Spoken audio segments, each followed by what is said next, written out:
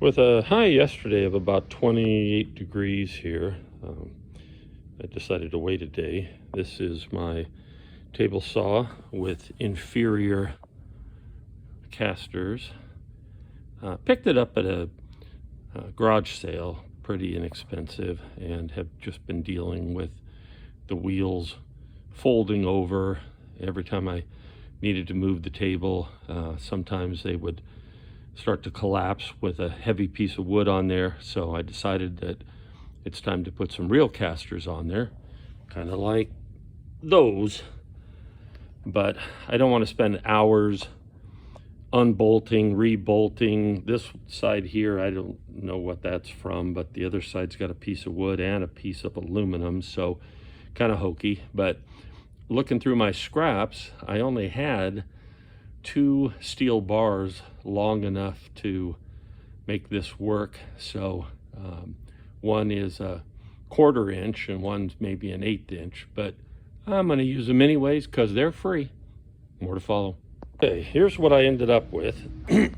One is quite thick, so even though it's narrow, it'll probably work just fine. They're cut to length and deburred. Now we're going to clean them up and weld the new wheels to it, and then weld the bars to the bottom of the table saw because it's fast and easy. Just to keep it simple, a little tacking on the back side, and then welded the holes to the metal on the front side. Just a little cleaner. That side's already done. Now we're going to weld them to the actual table saw.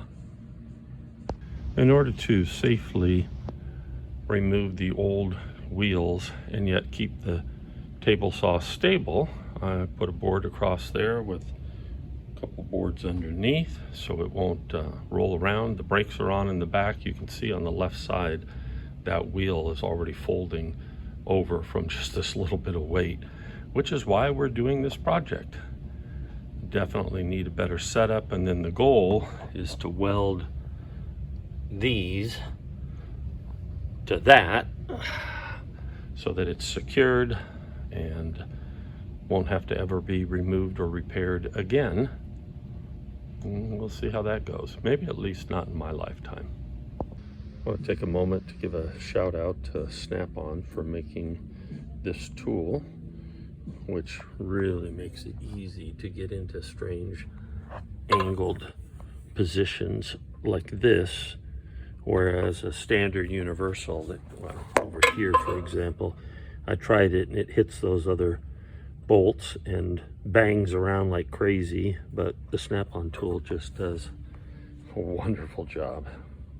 Just as an aside, here's some of my decorations in the shop. I have a 80-gallon air compressor inside of here, but here's a nice antique bait bucket.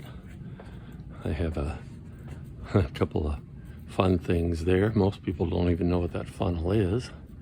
Go Dodgers.